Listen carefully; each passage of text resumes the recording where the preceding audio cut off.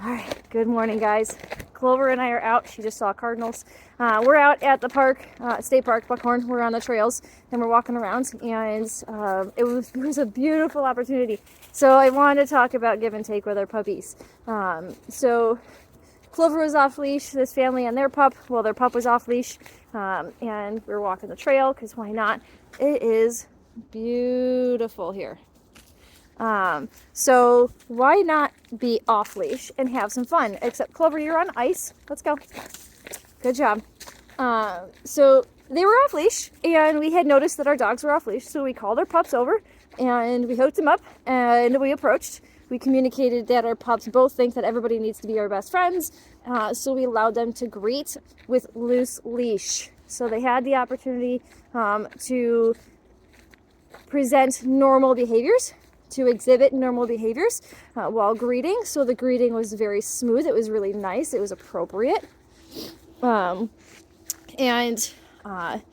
once we were done, we moved on and we took our dogs off the leash. I mean, I took Clover off. I don't know what they did. If I stayed and watched, probably Clover would give attention to that and then go back.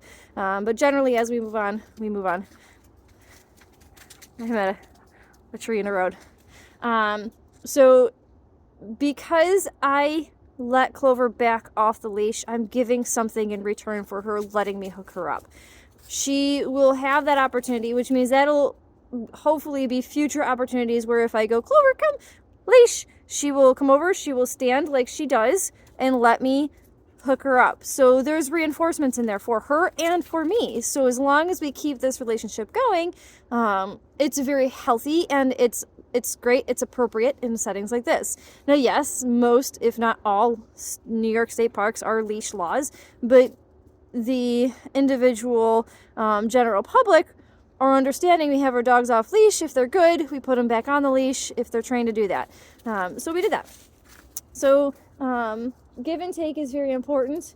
A good example of give and take on the everyday terms is when you're walking your dogs in your neighborhood, and they're pulling and pulling and pulling on a leash and they want to sniff things, but you just keep pulling and walking off. Give them opportunities to sniff. So when they're sniffing, they're slowing down, they're taking up information, and they are actually winding down their energy. It's pretty cool.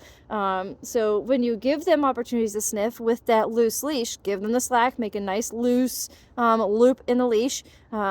And then when they stop sniffing, what are the chances they're actually going to walk off nicely, which is great. If they don't, then they just need more opportunities for repetition of that consistent pattern so that they will know, oh, well, I'm getting this. I am more than happy to walk a little bit more slow. Try not to keep your leashes too tight either because you're taking some more choice away from them. They want to be able to move around in their environment. But choice and the opportunity for give and take are huge in training. That's how training works. That's how your training plans go forward. So Clover and I are going to move forward. I'm going to climb through that and we're going to move on with our walk. This is going to be exciting. But happy Thanksgiving, everybody. If you have any questions, let me know. Leave a comment. But Clover and I are going to continue on so I can go home, make some applesauce, and maybe do a training plan. All right, guys. Have a good one. We'll talk to you later. Bye.